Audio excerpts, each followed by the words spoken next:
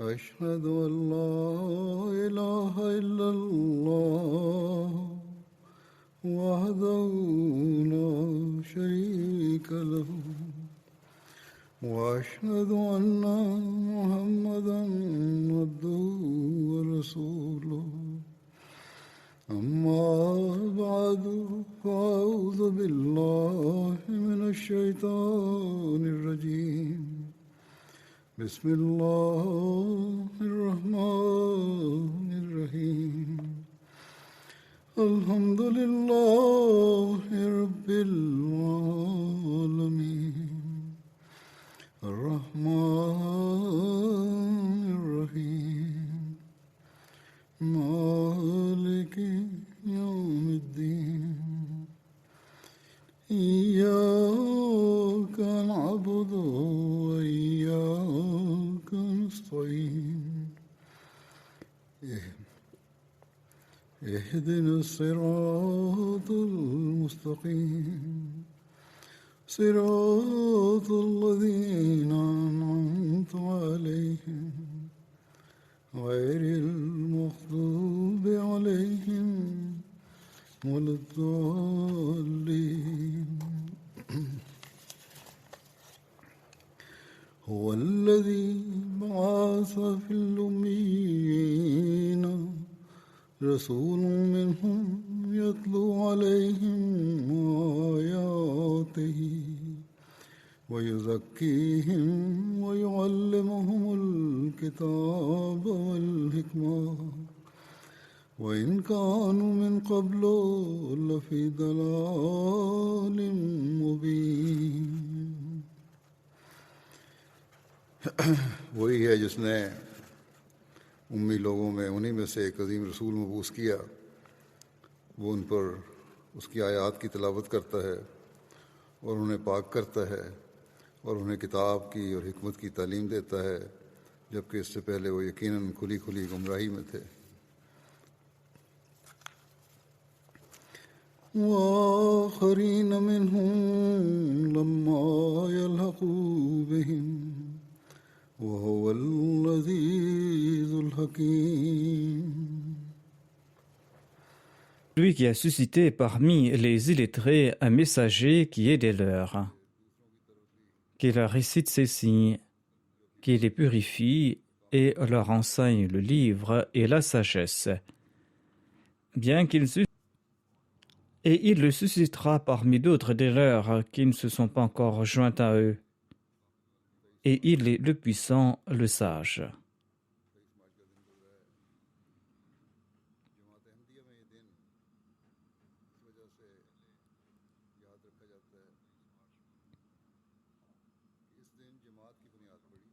Le 23 mars est passé quelques jours auparavant.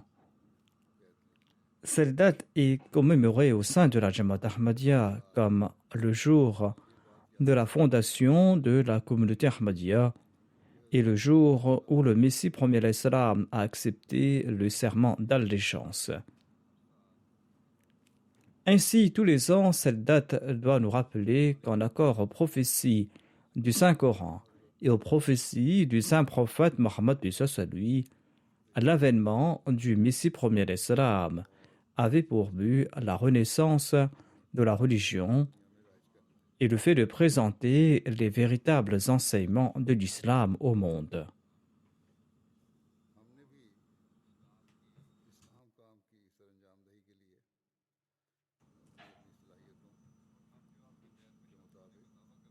Nous qui disons lui avoir prêté allégeance devons participer dans cette mission importante en accord à nos aptitudes et nos capacités.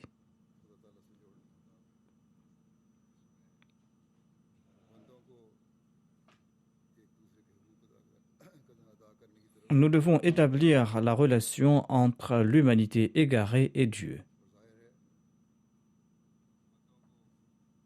Nous devons encourager aux hommes de s'acquitter de leurs devoirs mutuels.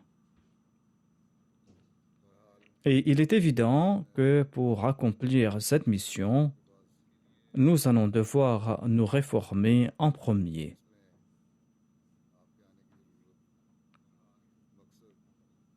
Pour le sermon d'aujourd'hui, je présenterai certains dires du Messie premier l'Islam. Des dires dans lesquels le Messie premier l'Islam évoque la nécessité de son avènement, son objectif et comment les prophéties du Saint-Coran et du Saint-Prophète Mohammed lui se sont accomplies et comment ces prophéties ne cessent de s'accomplir jusqu'aujourd'hui. Autant d'accomplissements qui sont des preuves de sa véridicité. Je citerai aussi les changements purs que les membres de sa Jamaat ont apportés en leur personne, des changements qu'il a évoqués. Il s'agit des changements purs apportés par les compagnons du Saint-Prophète Mohammed lui. Le Messie premier l'Islam a aussi évoqué les souffrances endurées par les compagnons du Saint-Prophète Mohammed lui, ainsi que les souffrances endurées par les membres de sa communauté. Nous devons tout le temps avoir en tête ces points afin que nous progressions en tant que Jamaat et afin que nous ne sombrions pas dans la décadence. Le Messie premier l'Islam a pris Dieu comme témoin en se proclamant Messie et Mahdi.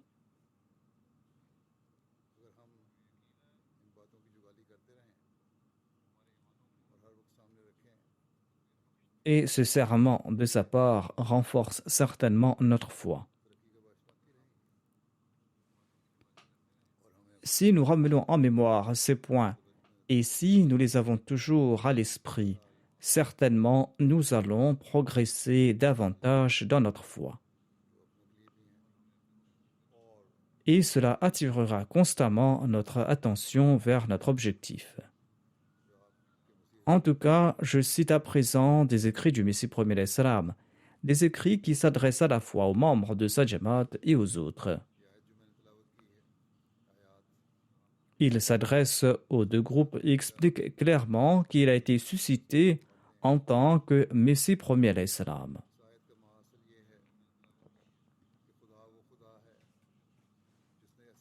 En expliquant les versets que j'ai cités au tout début de mon sermon, le Messie premier l'Islam déclare: l'essence de ce verset est que Dieu a suscité son prophète lorsque l'humanité était dénuée de savoir et de sagesse.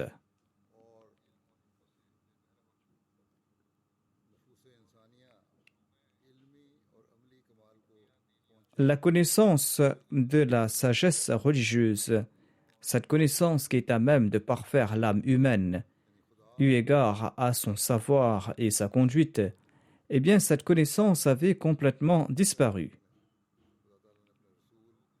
L'humanité s'était empêtrée dans l'égarement, c'est-à-dire qu'elle était à 100 000 lieues de la personne de Dieu et de la voie de la rectitude.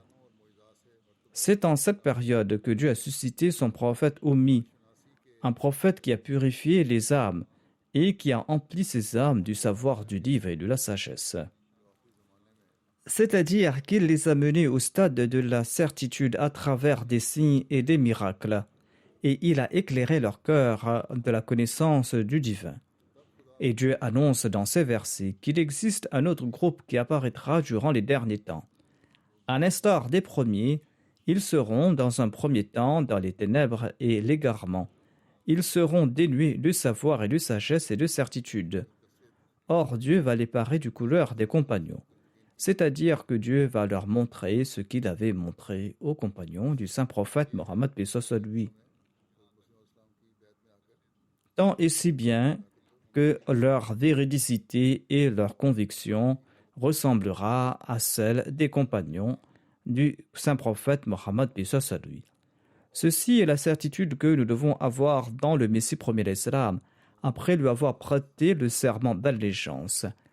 Telle doit être notre foi en Dieu, notre foi dans le saint prophète Mohammed lui, et notre foi dans la véracité de l'islam, à l'instar des compagnons du saint prophète Mohammed lui. J'évoque d'ailleurs ces compagnons dans mes sermons ces jours-ci et je présente leur exemple. Le Messie premier l'Islam déclare: selon les hadiths, au moment de commenter sur ce verset, le saint prophète Mohammed paix soit lui a posé sa main sur Salman le Persan et il a déclaré: si la foi devait monter au ciel, un Persan la ramènera de nouveau sur terre.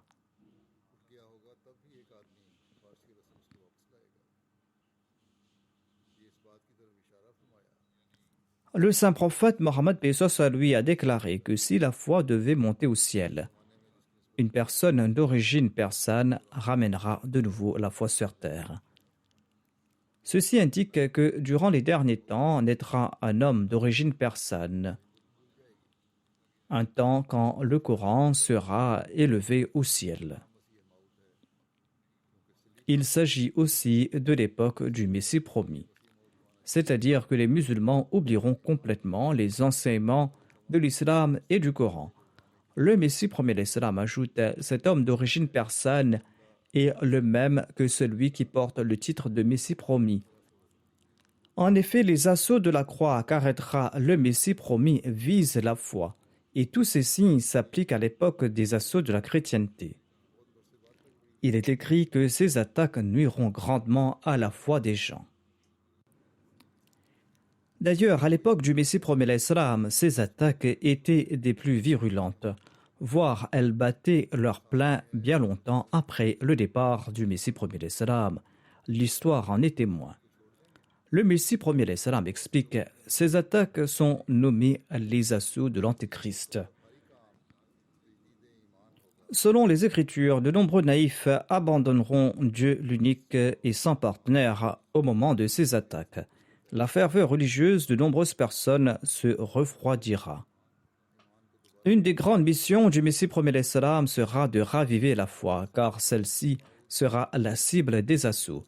Selon le hadith évoquant la disparition de la foi, celle-ci sera rétablie par l'entremise de cette personne d'origine persane. L'époque du Messie promet l'islam et de l'homme d'origine persane est la même, et leur mission sera similaire, notamment celle de rétablir de nouveau la foi. Il est certain donc que le Messie promis sera d'origine persane. C'est en faveur de sa jamaat que le verset suivant a été révélé.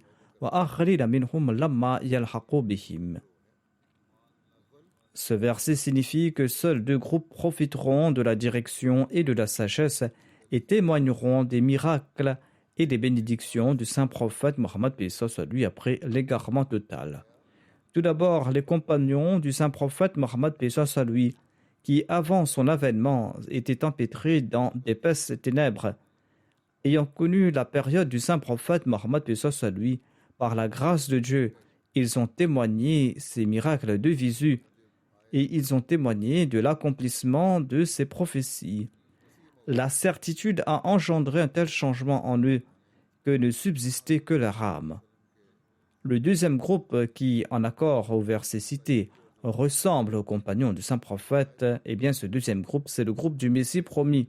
À l'instar des compagnons, ils ont vu les miracles du saint prophète Mohammed paix soit lui, et ils ont été guidés après avoir traversé une période de ténèbres et d'égarement. Le terme minhum dans l'énoncé wa akhrina minhum leur confère la ressemblance avec les compagnons du saint prophète Mohammed paix soit lui. Ainsi donc, après 1300 ans, les portes des miracles du saint prophète Mohammed paix soit lui se sont ouvertes de nouveau. Les gens ont témoigné de l'éclipse du soleil et de la lune au cours du Ramadan, en accord au hadith de Darqutni et des fatwas de Ibn Hajar.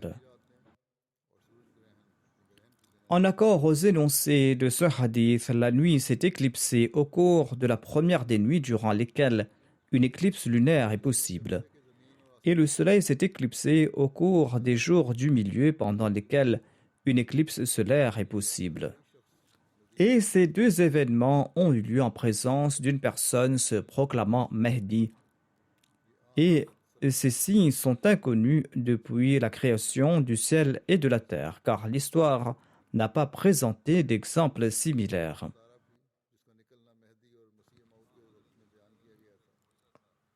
Ceci était un miracle du saint prophète Mohammed paix soit lui, miracle que les gens ont vu de leurs yeux.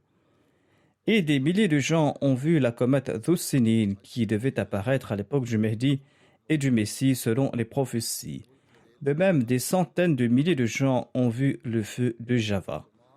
De même, tout le monde a témoigné le visu, l'épidémie de la peste et l'interdiction d'accomplir le Hajj. L'avènement du chemin de fer dans le pays, l'abandon des chameaux font aussi partie des miracles du saint prophète Mohammed paix soit lui, miracles que les gens ont vus à l'instar des compagnons du saint prophète Mohammed paix soit lui. C'est pour cette raison qu'Allah a conféré à ce dernier groupe le titre de Minhum, afin d'indiquer qu'à l'instar des compagnons du saint prophète, ceux-ci verront aussi les miracles du saint prophète paix soit lui. Réfléchissez un peu. Qui au cours de ces 1300 ans a connu une période en accord au précepte de la Naboua? En raison de la période durant laquelle notre Jamaat a été créée, elle ressemble à celle des compagnons du saint prophète Mohammed paix soit lui. Ils ont vu des miracles et des signes à l'instar des compagnons du saint prophète paix soit lui. Ils tirent lumière et certitude des signes de Dieu et de son aide constant, à l'instar des compagnons. Et ils souffrent des moqueries et des sarcasmes et des imprécations, des malédictions, des paroles blessantes et des insultes, ainsi que du boycott social à l'instar de ces mêmes compagnons. Et ils se purifient grâce aux signes et au soutien divin, ainsi qu'à la sagesse à l'instar des compagnons. Ceci est un point très important. Nous devons acquérir une vie pure grâce à l'enseignement de la sagesse. Et il faut aussi méditer sur le Saint-Coran. Ceci est essentiel. Le Messie promet l'Islam explique à l'instar des compagnons du saint prophète Mohammed paix soit lui, beaucoup parmi eux pleurent lors de leur salat et ils imbibent de leur âme leur lieu de prosternation. Beaucoup parmi eux voient des rêves vrais et reçoivent des révélations divines, à l'instar des compagnons du saint prophète Mohammed paix soit lui. Beaucoup parmi mes suivants dépensent l'argent gagné à la sueur de leur front pour notre communauté, et ce uniquement pour gagner le plaisir d'Allah, à l'instar des compagnons. Beaucoup parmi eux se souviennent de leur mort. C'est aussi un point très important. Il faut toujours avoir sa mort à l'esprit. Et à l'instar des compagnons du saint prophète paix soit lui, ils sont doux de cœur et ils marchent sur la voie de la vraie taqwa. Nous devons constamment avoir à l'instar ces conseils très importants du Messie promet l'Islam. Le Messie promet l'Islam ajoute: il s'agit du groupe d'Allah dont il est lui-même le soutien et il purifie leur cœur jour après jour et il remplit leur cœur des sagesses de la foi. Nous devons nous examiner pour voir si nous apportons en nous ces changements. Le Messie promet l'Islam ajoute: Dieu les attire vers lui à travers ces signes célestes à l'instar des compagnons du saint prophète. En somme, cette communauté exhibe tous les signes évoqués dans l'énoncé wa akharina minhum. D'ailleurs, le décret de Dieu devait certainement s'accomplir un jour.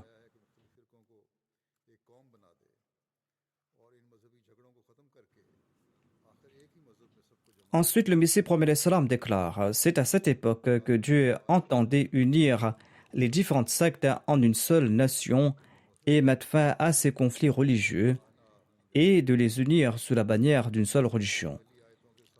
Et il s'agit de l'époque des vagues turbulentes. Allah déclare à ce propos dans le Saint-Coran: wa nufira fi s-suri fa jama'nahum jama'a.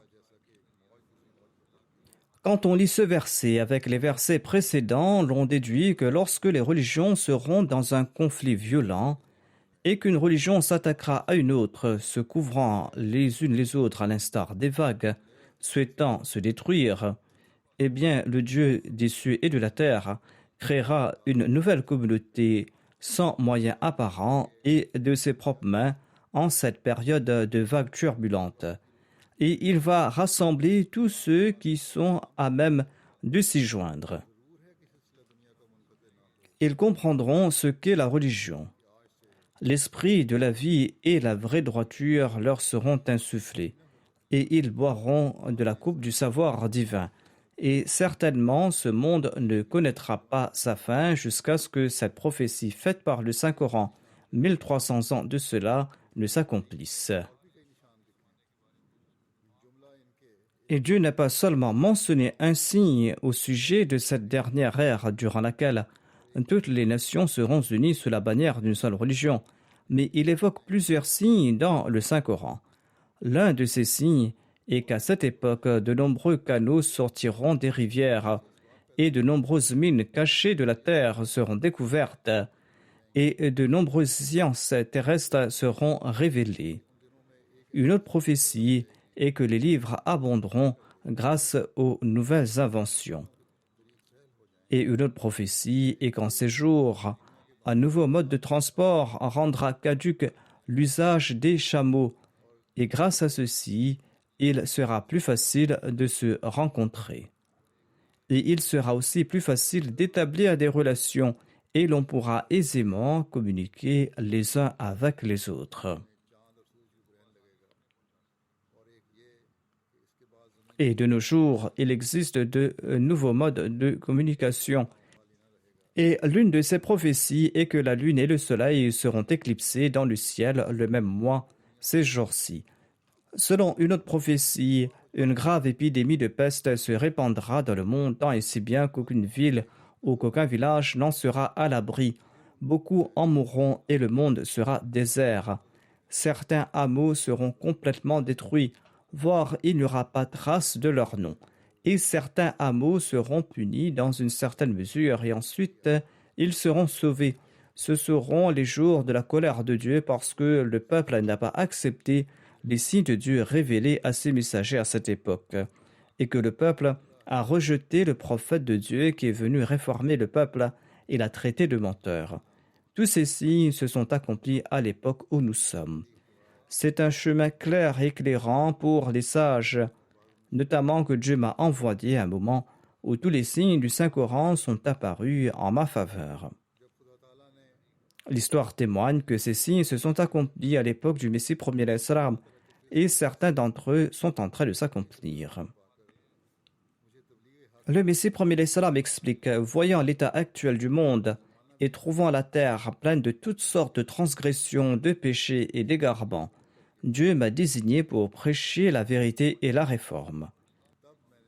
À une époque où les gens de ce monde étaient à la fin du XIIIe siècle de l'Hégire et au début du XIVe siècle, j'ai commencé à inviter le commun des mortels à travers des écrits, à travers des annonces et des discours, informant les gens que je suis en vérité envoyé par Dieu. J'ai été suscité par Dieu pour la renaissance de la religion. Je suis celui qui a été envoyé pour restaurer la religion qui a disparu de la terre et en puisant ma force de la part de Dieu, que je puisse attirer le monde vers la voie de la rectitude, de la taqwa et de la droiture, afin que je puisse dissiper leur erreur doctrinale et leur erreur pratique. Ensuite, quand quelques années se sont écoulées, Dieu m'a révélé clairement que je suis le Messie promis, le Messie qui a été promis pour cette Ummah depuis le début, et que je suis le dernier Mahdi suscité au moment du déclin de l'islam et en cette période de fourvoiement.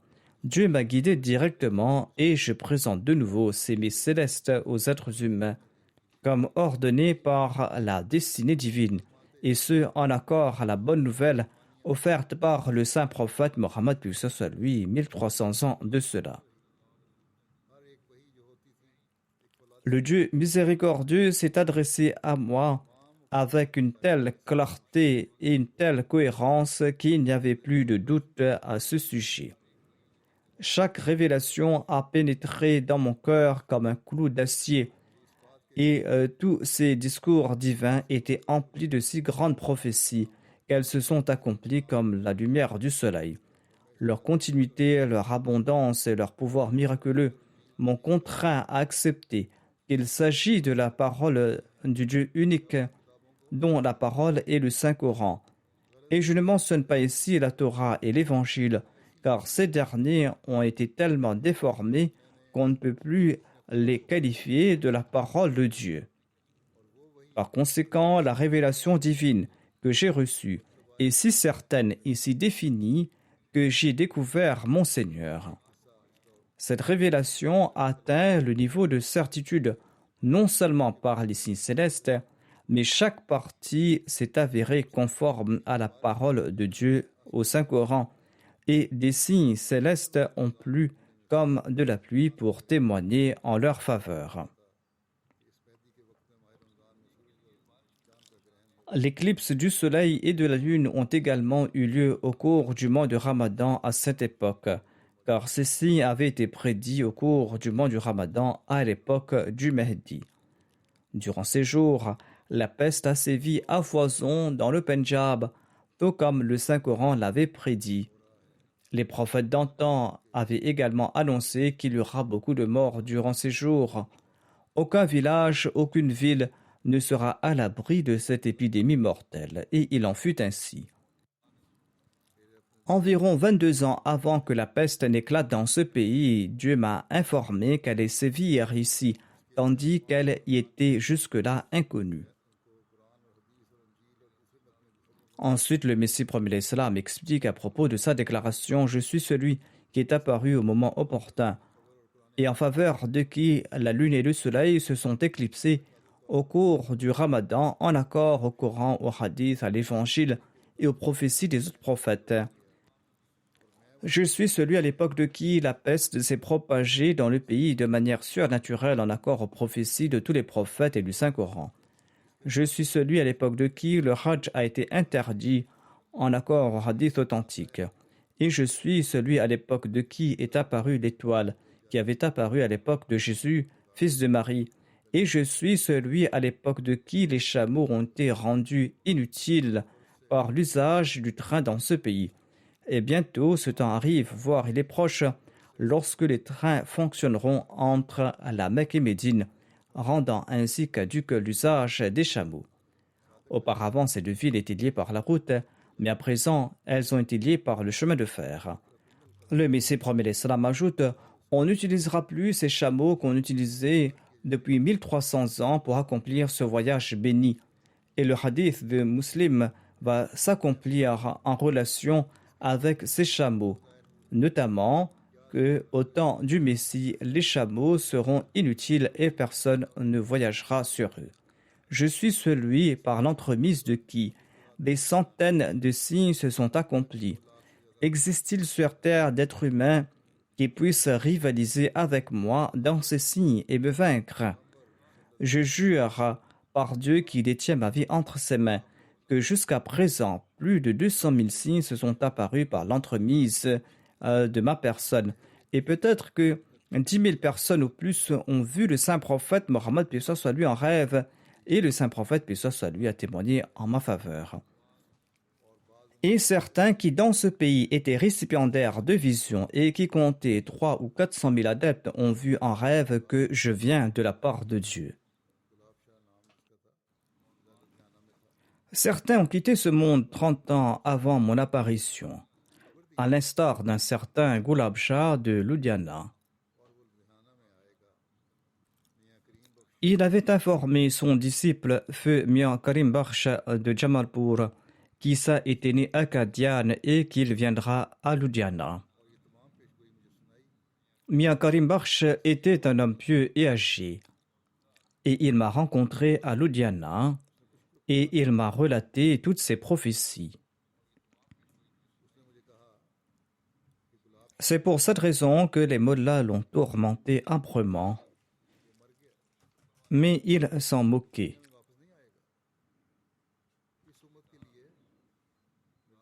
Il m'a dit que Gulab Shah disait que Isa ibn Maryam n'est pas vivant et qu'il est mort et qu'il ne reviendra pas en ce monde. Mirza Ghulam Ahmad est le Isa de cette Ummah. Par sa puissance et par sa grâce, Dieu l'a rendu semblable au premier Isa et Dieu l'a nommé Isa dans les cieux. Gulab Shah disait à son disciple Karim Bakhsh, ô Karim Bakhsh, quand Jésus apparaîtra, tu verras à quel point les mollahs s'opposeront à lui. Ils lui seront très hostiles, mais ils échoueront.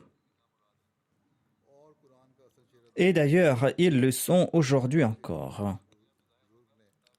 Dans la prophétie, il était dit qu'il apparaîtra en ce monde afin de supprimer les faux commentaires faits sur le Coran et afin de montrer le vrai visage du Coran au monde.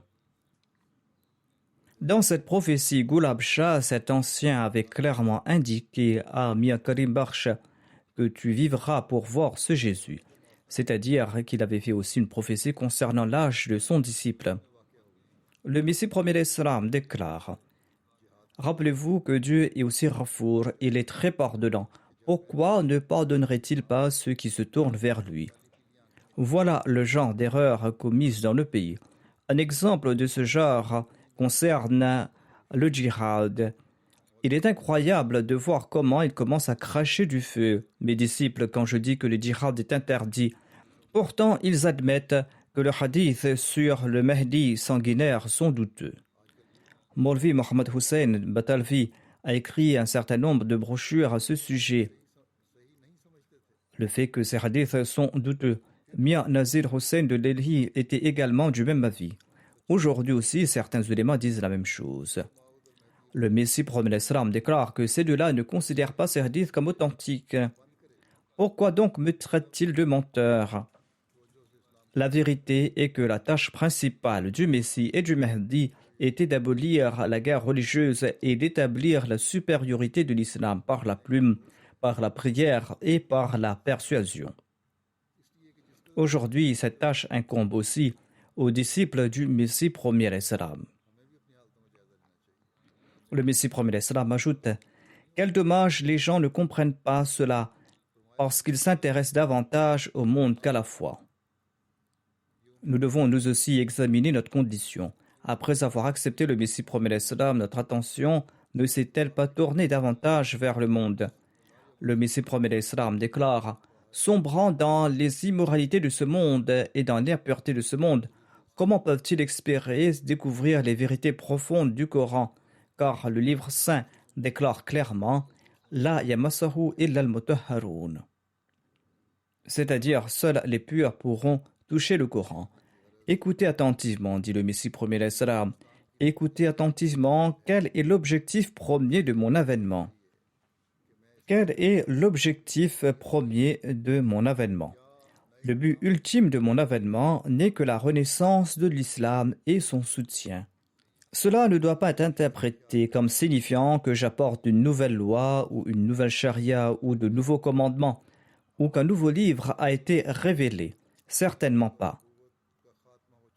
Si quelqu'un le pense, il s'est complètement fourvoyé et il est dépourvu de foi. Qu'il soit clair que la Naboua et la Charia sont arrivés à leur apogée en la personne du saint prophète Mohammed lui. Il ne peut y avoir de nouvelles lois divines. Le Saint-Coran est le dernier livre, le livre parfait. Le Saint-Coran n'admettra aucun changement, même pas un point ou un iota. Néanmoins, il est également vrai que les bénédictions et les bienfaits du saint prophète Mohammed lui et les récompenses de l'enseignement et des conseils du Saint-Coran sont sans fin. À chaque époque, ils sont verdoyants et dans leur pureté immaculée. C'est pour démontrer ces récompenses et ces bénédictions que Dieu m'a désigné. L'état désastreux de l'islam aujourd'hui n'est pas un secret pour personne. Tout le monde est unanime que les musulmans souffrent de toutes sortes de défauts et de décadence. Ils dégénèrent sous tous les aspects, et aujourd'hui leur situation est pire. Le Messie promet l'Islam déclare: ils prêtent allégeance du bout des lèvres à l'islam, mais leur cœur n'y est pas. L'islam est devenu orphelin. Telles sont les circonstances dans lesquelles Dieu m'a suscité pour que je puisse soutenir l'islam. De plus, il m'a envoyé en accomplissement de sa promesse, car il a déclaré: Inna nahnu nazna dhikra wa inna lahu lahafidhun. S'ils n'accordaient pas cette aide et ce soutien, quand viendront-ils?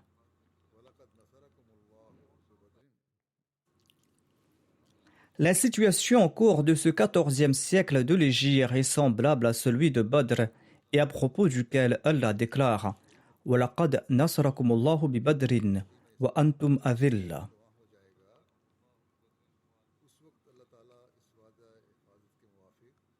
Ce verset renferme en fait une grande prophétie. À savoir, au cours du XIVe siècle de l'Hégire, l'islam sera fragile et faible, et Dieu, en accord à sa promesse, viendra à son aide. Pourquoi donc vous étonnez-vous du fait qu'il est venu en aide à l'islam? En évoquant les insultes proférées par l'ennemi à son sujet, le Messie premier l'Islam déclare: être traité de menteur ou d'antéchrist, être calomnié ne m'attriste point. Cela devait arriver.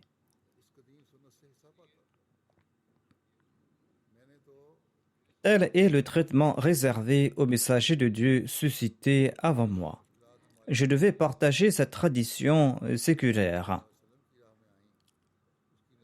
En fait, ma part de ces souffrances et de ces épreuves n'est même pas une fraction de ce qu'a dû endurer notre Seigneur et Maître, le saint prophète Mohammed sallallahu alayhi wa sallam. Sa souffrance n'a pas de parallèle dans toute l'histoire des prophètes. Pour le bien de l'islam, le saint prophète, paix soit lui, a enduré des épreuves que la plume ne peut décrire et que la langue ne peut exprimer. Cela montre à quel point il était un prophète magnifique et déterminé. Sans l'aide et le secours divin, il n'aurait été pas possible pour lui de faire face à de pareilles montagnes d'épreuves et de tribulations. Tout autre prophète autre que le saint prophète Mohammed lui aurait échoué. L'islam qu'il a établi au prix de tant de souffrances et de difficultés est aujourd'hui dans une situation désastreuse que je ne peux décrire. Qu'ont fait les musulmans de l'islam? Et d'ailleurs, ils ne sont pas prêts à accepter l'envoyé divin suscité pour la renaissance de la religion. Le Messie premier l'Islam explique: à travers mes écrits, j'ai présenté en détail la méthode qui permettra à l'islam de réussir et à asseoir sa suprématie sur toutes les autres religions. Mes publications ont été envoyées en Amérique et en Europe. La nation à qui Dieu a octroyé la perspicacité a compris où réside la vérité.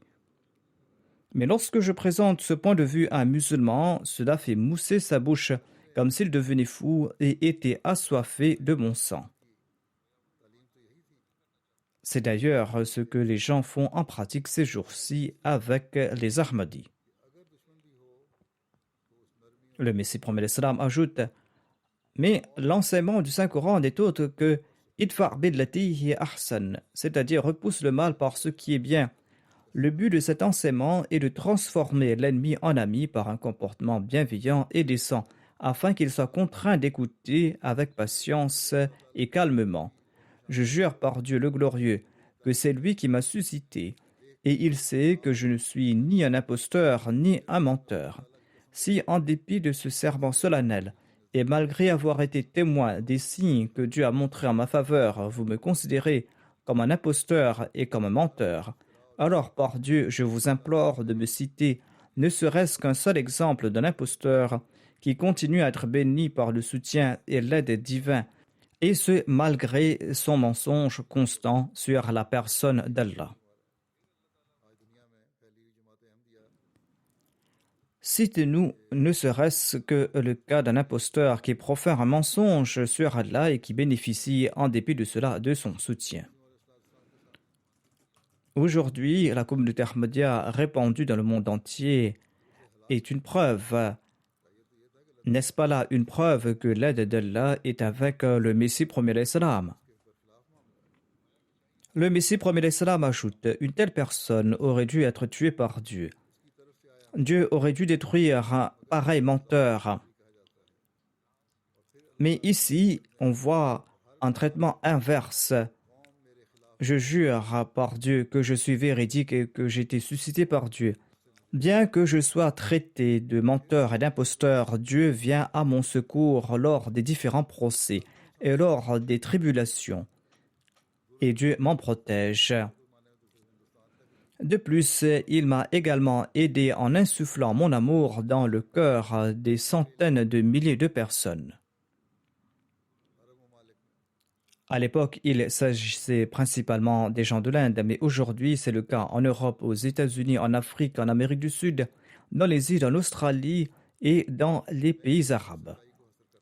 Le Messie promet l'Islam ajoute « Dieu a insufflé mon amour dans le cœur de centaines de milliers de personnes. » C'est étrange qu'un menteur soit traité de la sorte. Je place ma crédibilité dessus. Il s'agit là de la preuve de ma véracité. Citez-moi l'exemple d'un imposteur et d'un menteur qui a osé attribuer à Dieu ce qui ne venait pas de sa part et qui a bénéficié du soutien et de l'aide de Dieu et qui a joui d'une vie aussi longue que la mienne et dont les souhaits ont été exaucés. Citez-moi un exemple de ce genre. Le Messie promet l'Islam ajoute « Les musulmans doivent avoir de la considération pour la lumière et les bénédictions qui descendent du ciel en ce moment et ils doivent remercier Dieu, Dieu qui les a aidés lors de cette période trouble. Mais s'ils n'ont aucune considération à l'égard de cette bénédiction divine, eh bien Dieu ne se souciera pas de leur personne. Dieu ne cessera d'accomplir sa tâche, mais ils seront dans un grand malheur, ces musulmans. Je dis avec force et conviction et perspicacité qu'Allah a l'intention d'éradiquer les autres religions et d'accorder force et domination à l'islam. Aucune main, aucun pouvoir ne pourra s'opposer à cette intention divine. Dieu fait ce qu'il souhaite. Ô musulmans, Allah vous a informé par mon intermédiaire et je vous ai transmis mon message. Maintenant, vous êtes libres d'y prêter attention ou non. C'est vrai que Jésus est décédé et je jure au nom d'Allah le Tout-Puissant que je suis ce réformateur promis, ce réformateur qui devait être envoyé et que la vie de l'islam réside certainement dans l'acceptation de la mort de Jésus-Christ. Le Messie promet l'Islam ajoute « Dieu humilie mes adversaires ignorants chaque jour en leur montrant toutes sortes de signes. Je jure par celui qui s'est adressé à Abraham, à Isaac, à Ismaël, à Jacob, à Joseph, à Moïse et à Jésus, fils de Marie. Et après eux, il a parlé avec une clarté inégalée à notre saint prophète Mohammed lui, lui accordant la révélation la plus pure.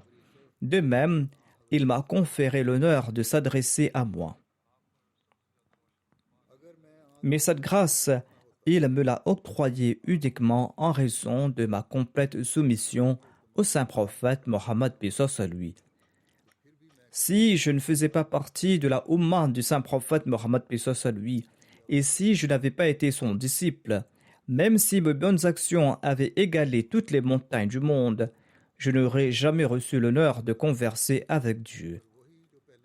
Toutes les nubuwahs sont arrivées à présent à leur fin, sauf celle du saint prophète Mohammed lui. Aucun prophète porteur de loi ne peut venir après lui. Un prophète qui n'apporte pas de nouvelles lois peut venir, mais il doit être un disciple du saint prophète Mohammed lui. Ainsi, je suis à la fois un ummati et un prophète, mais ma naboua, c'est-à-dire ma conversation avec Dieu, n'est rien d'autre que le reflet de la naboua du saint prophète Mohammed lui. Ma naboua n'est rien autre. C'est la même naboua du saint prophète Mohammed lui qui s'est manifestée à travers ma personne. Étant donné que je suis son reflet et que je suis son disciple parfait, cela ne diminue en rien le statut élevé du saint prophète Mohammed lui. La conversation divine dont je suis récipiendaire est sûre et certaine. Si je devais en douter même un instant, je deviendrais mécréant et ma vie après la mort serait ruinée. La parole qui m'est révélée est certaine et définitive. Tout comme l'on ne peut douter du soleil et de sa lumière quand on le voit, de même je ne peux douter de la véracité de la parole qui m'est révélée de la part de Dieu. J'y crois tout comme je crois dans le livre de Dieu. Le Messie promet l'Islam ajoute « Dieu m'a envoyé pour accomplir les tâches suivantes. Premièrement, pour rétablir la relation qui s'est dégradée entre Dieu et sa création, afin de tisser de nouveau un lien d'amour et de sincérité entre les deux. Deuxièmement, je suis venu mettre fin aux guerres religieuses et jeter les bases de la réconciliation et dévoiler de nouveau au monde ces vérités religieuses cachées des regards des hommes. Je suis venu dévoiler la spiritualité enfouie sous les décombres de l'égoïsme. Je suis aussi venu démontrer, œuvre à l'appui, et non par de vaines paroles, la puissance divine qui se manifeste en l'homme par l'entremise de son attention et de ses prières. Mon plus grand objectif est de planter pour toujours l'ambre de l'unicité sublime et brillante de Dieu, une unicité exempte de toute souillure du polythéisme. Or, je ne suis pas à même d'accomplir ces œuvres. Ces œuvres seront accomplies par l'entremise du pouvoir du Dieu des cieux et de la terre. Dieu, d'une part, m'a formé et il m'a accordé sa révélation et m'a animé de cette passion pour la réforme de l'humanité. D'autre part, il a aussi préparé les cœurs afin qu'ils acceptent mes propos. Je constate que depuis que Dieu m'a envoyé, il y a une grande révolution dans le monde. Même si les peuples d'Europe et d'Amérique croient fermement en la divinité du Christ, leurs propres savants commencent à présent à se distancer de cette doctrine.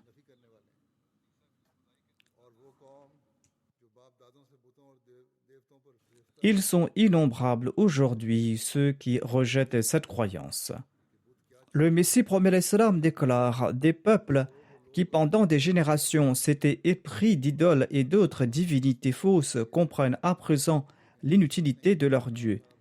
Et même s'ils ne sont pas conscients de la vraie spiritualité et s'accrochent encore à leurs rituels, ils ont réussi à s'affranchir de beaucoup de rites inutiles et de superstitions et de pratiques idolâtres et sont pratiquement sur le point d'accepter l'unicité divine.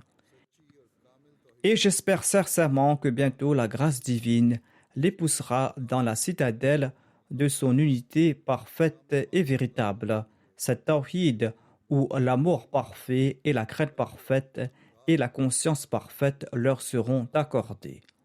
Ceci n'est pas uniquement un vœu pieux de ma part, car Dieu lui-même m'en a informé par sa sainte parole. La sagesse de Dieu est à l'œuvre dans ce pays afin de faire de ces différents peuples une seule nation et d'augurer les jours de réconciliation et de paix. Tout un chacun sent le parfum de ce vent salutaire, à savoir qu'un jour ces différentes nations s'uniront pour en former une seule. Qu'Allah fasse que les peuples du monde, en particulier les musulmans, comprennent ce fait. Puisse-t-il comprendre la revendication du Messie premier l'Islam et puisse-t-il bientôt prêter le serment d'allégeance à ce Messie et ce Mehdi qui a été envoyé au monde pour la renaissance de l'Islam. Et qu'Allah fasse que nous aussi nous puissions respecter notre serment d'allégeance. Priez pour les Ahmadis du Pakistan et de l'Algérie. La situation là-bas s'aggrave ou la situation n'est pas stable. Nous ne pouvons pas dire que les musulmans ahmadis de ce pays sont complètement en paix. Chaque jour, il y a un incident quelconque. Il en est de même au Pakistan. En Algérie, les intentions de certains responsables de l'État ne semblent pas bonnes. Ils veulent rouvrir certains dossiers. Qu'Allah protège tous les Ahmadis au Pakistan, en Algérie et dans tous les pays du monde où tout Ahmadi est en difficulté. De même, les Ahmadis doivent se prosterner davantage devant Dieu.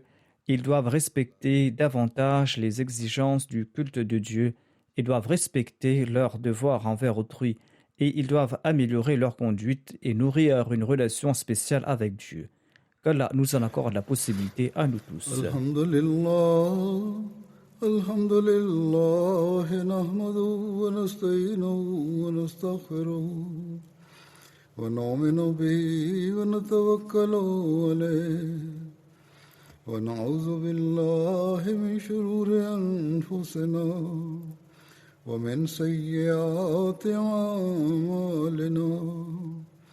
Man yahdihillahu fala mudilla lahu ومن يضلل فلا هادي له ونشهد أن لا إله إلا الله ونشهد أن محمدا عبده ورسوله عباد الله رحمكم الله إن الله يأمر بالعدل والإحسان وإيتاء ذي القربى وينهى عن الفحشاء والمنكر والبغي يعظكم لعلكم تذكرون واذكروا الله يذكركم وادعوه يستجب لكم ولذكر الله أكبر